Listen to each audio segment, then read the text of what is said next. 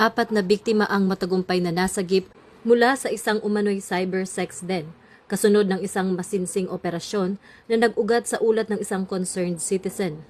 Ayon sa PNP-ACG, naaktuhan ang illegal na online activity habang ipinapatupad ang search warrant.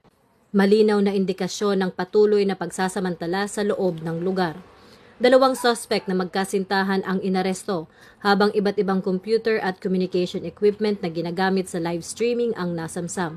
Patuloy ang investigasyon kabilang ang beripikasyon kung may iba pang posibleng biktima kabilang ang mga menor de edad. Ang mga suspect ay nasa kustodiya na ng lokal na pulisya at maharap sa kasong paglabag sa Anti-Trafficking in Persons Act kaugnay ng Cybercrime Prevention Act of 2012.